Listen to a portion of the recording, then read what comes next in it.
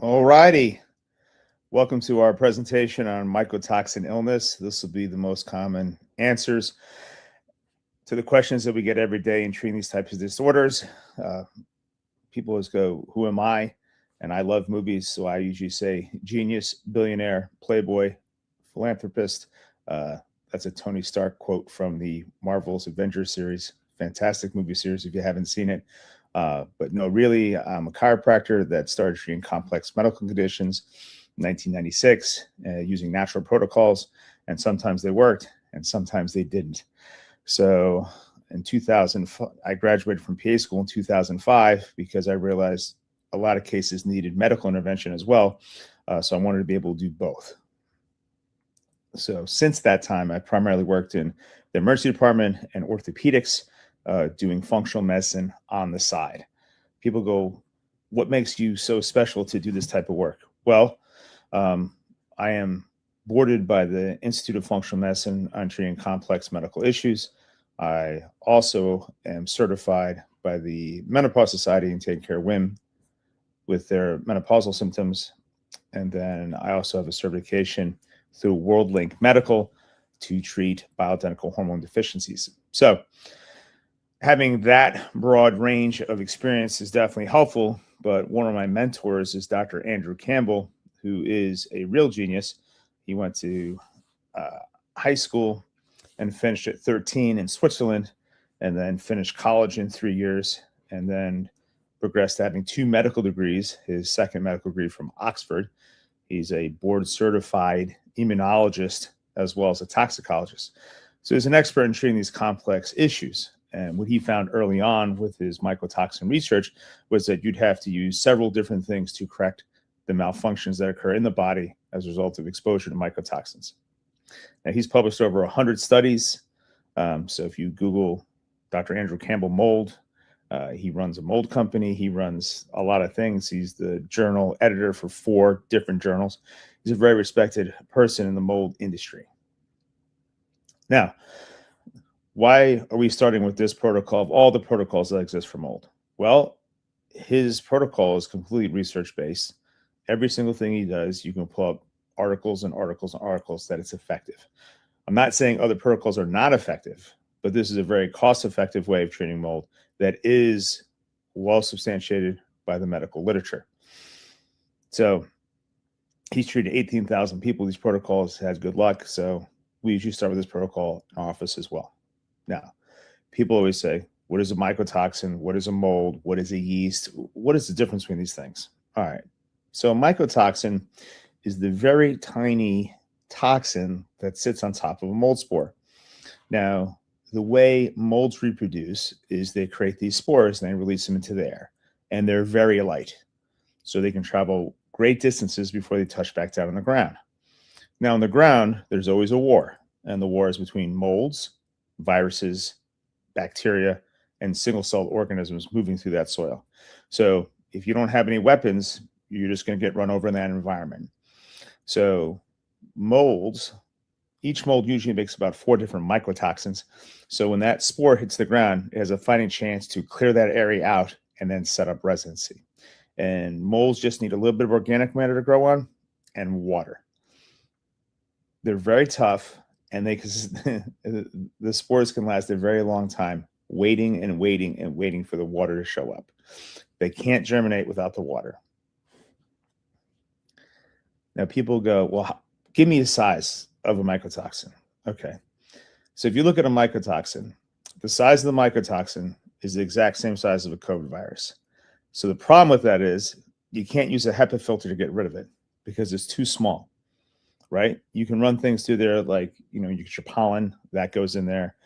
Human skin cells get stuck in there. Dander from cats and dogs get stuck in there, get stuck in those filters. But there's no way that the COVID virus gets stuck in it, and there's no way that the mycotoxin gets in it. So the main thing is you have to get out of the mycotoxins.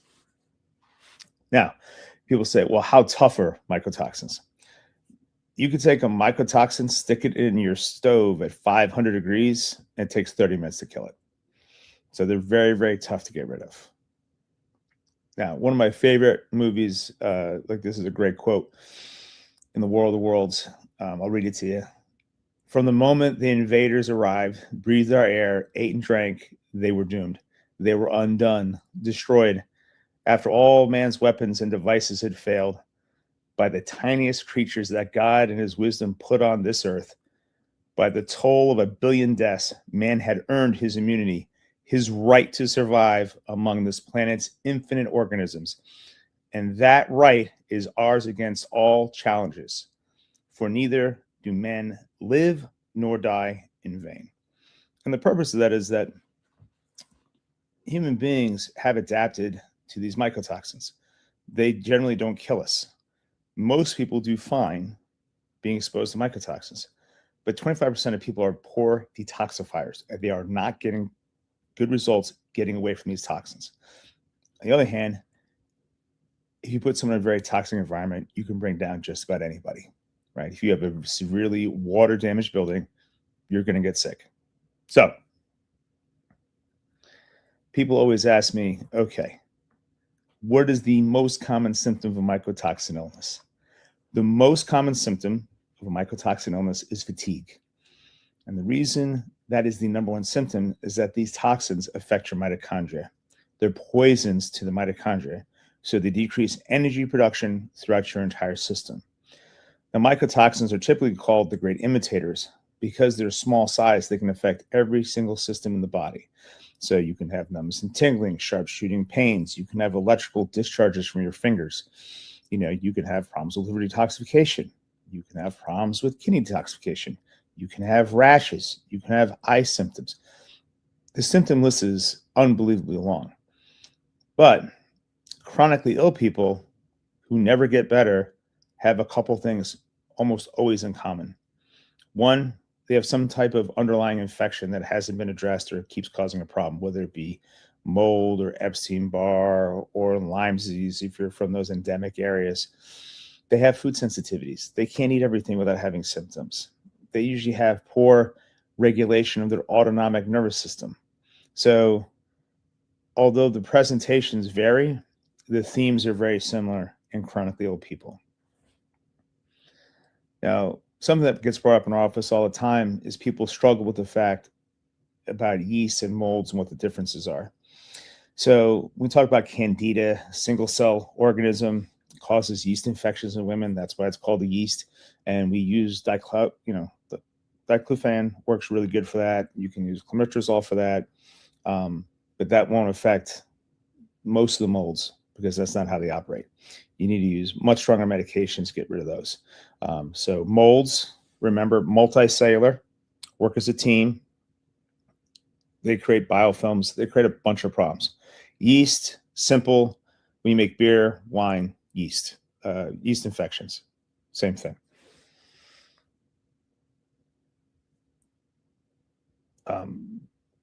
Don't forget that yeast have some beneficial functions, right? They help you digest your food. They make folate.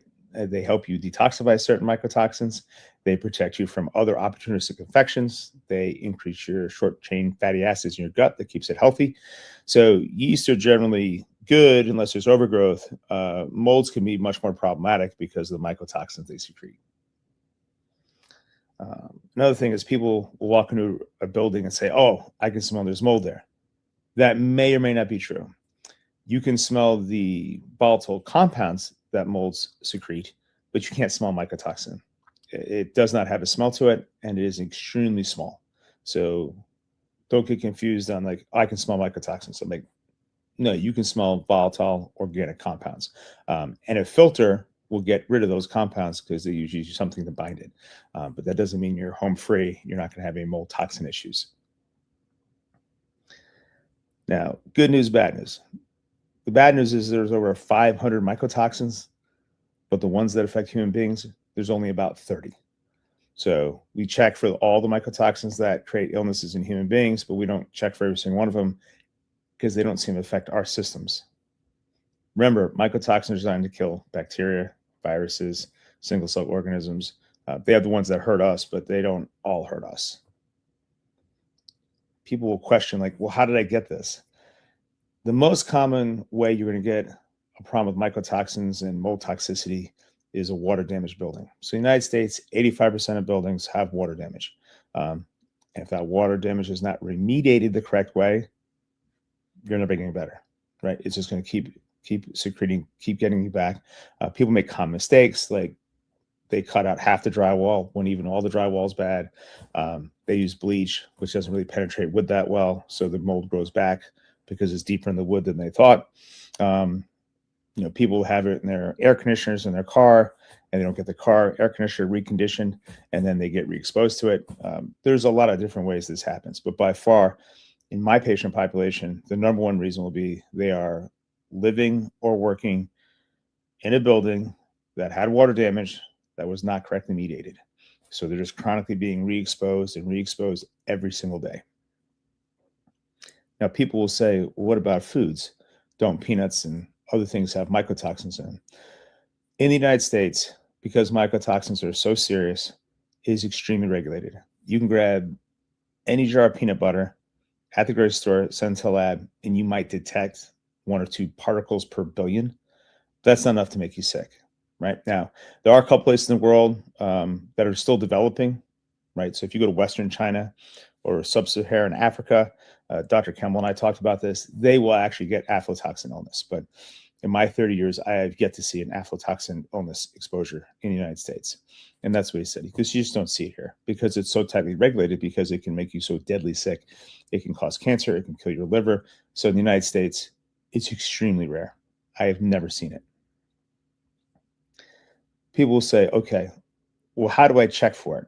And I always tell people, when you check your house for mold toxicity and mold issues, there's a variety of different tests. We have a company that we use out of Mooresville. They do a great job.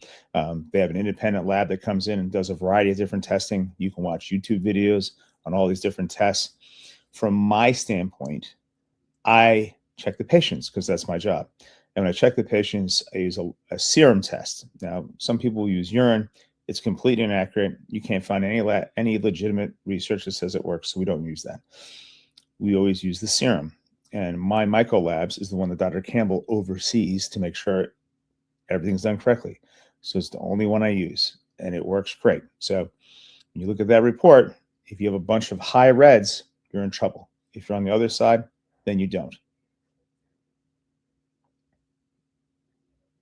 Okay, so Dr. Campbell and I have talked about this numerous times. I've been to several of his lectures, and my favorite thing he always talks about, because he's a toxicologist, which seems self-evident, is what's the best way to treat a mycotoxin illness? You have to get away from the toxin. You have to get away from it. And number one thing is, if your house has it, you have to remediate your house. If your place of employment has it, it's much more difficult, right? Because if most people in the office are doing fine, they're not going to spend the money to fix it. So that's $1 million question of how you're going to solve that problem for you. I will tell you that the one that everyone misses is they don't check their cars, right? If you have a long commute and your air conditioner is pumping out molds and mycotoxins, you're never going to get better because you're just getting too much exposure. People will remove themselves from that environment, and this is a great test to see if you're colonized with the actual mold that's offending you. If you go on vacation and you're like, I felt great on vacation for 2 weeks, and the second you go back to your house, you feel horrible. If the second you go back to your job, you feel horrible, then you know, like, okay, well, that's probably what it is. Conversely, in my area, we have a lot of people who go to the beach, and at the beach, it's very hard to get a home that doesn't have water damage in it. And they'll go to the beach, they'll feel 1,000,000 times worse because the place is moldy, and then they come back. Interestingly, when people go camping and they feel great, that's almost a guarantee, right? So it's a brand new tent. There's no mold damage in it. They're out in the fresh air. The air moves, right? So mycotoxins are everywhere. It all comes down to concentration. I don't die of carbon monoxide when I walk through my neighborhood when a car goes by because the concentration's not high enough. But if I let my car run in my garage and I hang out in there, I'd be dead. So the dose does make the poison. So it's very important to realize that if you can feel better when you go somewhere else, then maybe you're not so colonized. It's just a toxin issue. When you feel miserable every single day, it does not matter where you go, you're colonized with that problem. You're colonized with that mold. And that's kind of what the focus of our treatment is that's the people we typically see. They're doing horribly and they can't shake it. And they've moved and gone places, but they don't understand. They're bringing the problem with them. It's either in their sinus or it's in their GI tract, and they have very little chance of getting over that illness without using prescription medication. And then to be super clear, people always ask, well, why is my husband fine and I'm sick, or vice versa? It deals with your detoxification symptom. Yeah, those systems that detoxify your body, mainly through the liver, mainly through the kidneys, vary person to person. When you look at people that drink alcohol, your alcohol is broken down by an enzyme. It's called alcohol dehydrogenase. So some people have a lot of that enzyme, some people don't have much at all. And the people that don't have much at all get intoxicated very quickly. When you get exposed to a mold toxin, that exposure, right, for the same person may or may not create symptoms, because how good can you detoxify? If you're a great detoxifier, not going to have a problem. People that work in the crawl space industry tend to be very resistant to mycotoxins, because if they weren't, despite using their respirator, they would get sick, because that respirator just stops the large mold from hitting them, not the mycotoxin. So that's important to realize. It deals with your ability to detoxify, and that is genetically based, and it's also based on certain nutrients in the body. So in our protocols, we'll use certain nutrients to amplify detoxification. So people often ask me, like, all right, how do I get started? I always tell people, like, easy. You call Opti Health. They're in Lake Norman, Mooresville, right? Phone number is 704 360 8287, and they'll set you up with a phone consult, right? That's just talking to me on the phone to see if this is going to be a good match for you. If it's not a good match for you, if you got something else going on or you haven't done other things, we'll talk about that. But I'm always willing to do a consult with somebody to see if I can help them. And people often say, well, why don't you take insurance? It's a very good question. Why don't we take insurance? Because they dictate the care. Your insurance will not pay for this lab test, right? They just won't pay for it. So there's no reason even going down this road. Sometimes your insurance will pay for the prescriptions that I write. They have never paid for the nasal spray, but they do pay for the oral medication that I use for this disorder. So we just don't take it. If you can find someone that takes your insurance and treats mold, let them do it. We can't find that, and we've had too many hassles with the insurance companies trying to go that route. So we don't do that anymore. So I've done it as a chiropractor, I've done it as a physician assistant, and it doesn't matter what name I put on that thing, they're just not going to accept it. There's an old saying that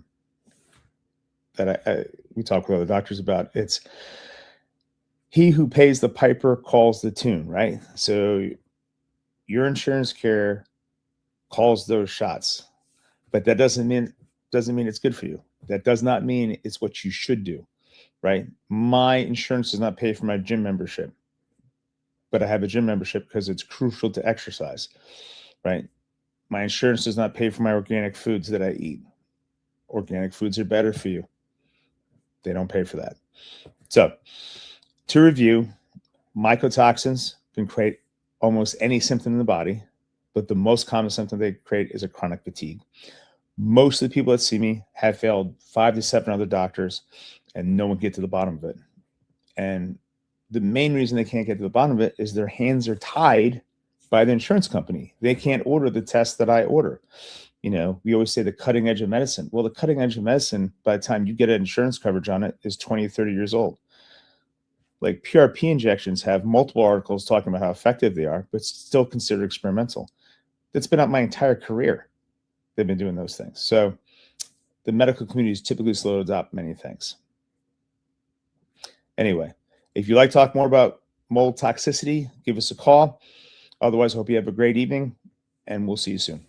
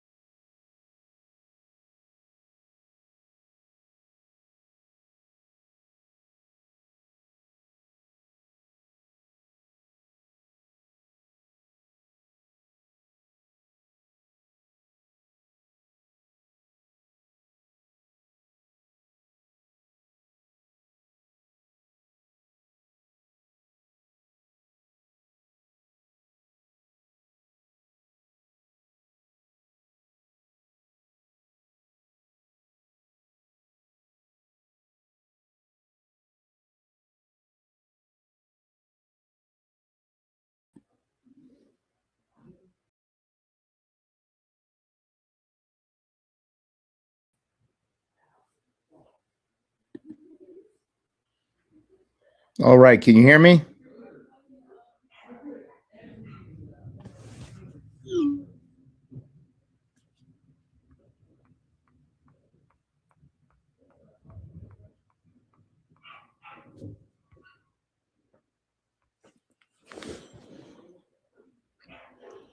Okay, we've got some questions coming in. The first question is, what are some warning signs people should never ignore? Sudden chronic persistent fatigue.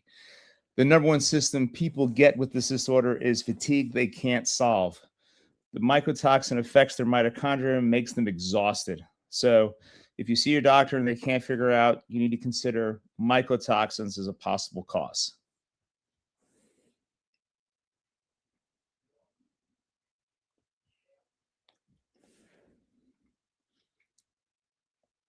Second question was, how do we make our homes less mold friendly?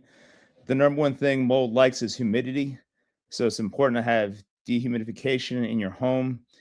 Most people will need crawl space work if their crawl space is not remediated and not encapsulated. It has to be not moldy under there because it's already dark and it's already warm. So controlling humidity is vital for controlling mold growth in that space. Got another question here, which is a good question, is how can some people have negative allergy tests for mold but still be having symptoms of mold toxicity? So it's important to differentiate the two types of tests, which we do both every time we see a patient.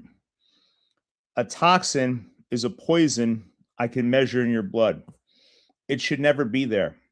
So when I measure the toxin, you either have it or you don't. And of course, I get a level. It's mild, moderate, or severe. An allergy is your immune system reaction to the mold, right? That's the one that you do at your doctor's office. So that's called an IgE test. It's not a mycotoxin. They're completely different tests. So when we run the test, many people don't have an IgE response, i.e., their eyes don't water, they don't get a stuffy nose, they don't get an unexpected cough. But what they do get is crushing fatigue, numbness and tingling, and a variety of other symptoms. So if you have the test, you need a neurotoxin test, which is the one that my Myco Labs uses.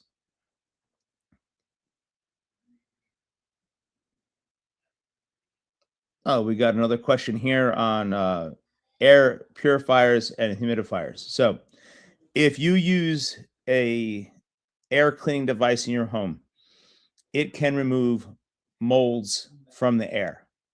It can't remove the toxin. The toxin is the size of a COVID virus. It'll go through any filter that you have the ability to buy. When we have a sterile room for making medications and things like that, a 10 by 10 sterile room is about $200,000 because of all the things that have to go into it, the negative pressure, all the things that kill the germs in that room. You're not going to have that in your house. There is no at-home unit that is going to sterilize your house. You can make it smell better. You can take out dander. You can take out big things like pollen, but you'll never get a mycotoxin out of your house with a simple air filter.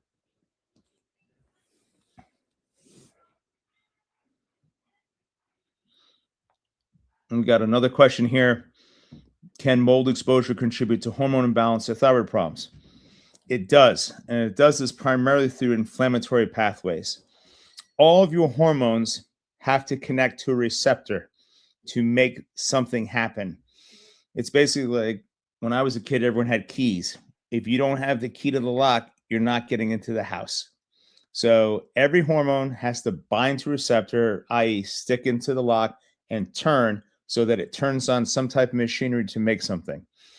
So when we're looking at hormones, anytime you have a mold toxin issue and all that inflammation, it's like putting glue in the lock. It doesn't work the same. It sticks, it catches, it locks, and you don't have good function. So typically we'll see with all mold illnesses, the hormones are going down. Testosterone's down, estradiol's down, progesterone's down, thyroid's down. The interesting thing about thyroid is a lot of times the labs will look normal, but they have all the symptoms of hypothyroidism. And you could check this very easily. If you put the person on thyroid medication and they feel better, you're just having more tries at that lock to get something to happen. and you know there's something sticking up the lock. So that makes you dig deeper to figure out what is clogging up this key lock situation to make it work.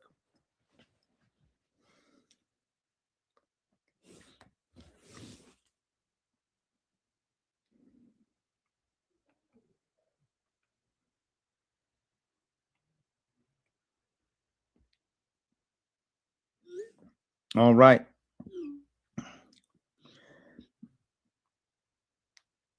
Well, I'm glad everyone got to come tonight and listen to this. If you have any questions or you need to have a phone call, please call the Mooresville office. Otherwise, I wish you have a great evening and I hope you're very healthy.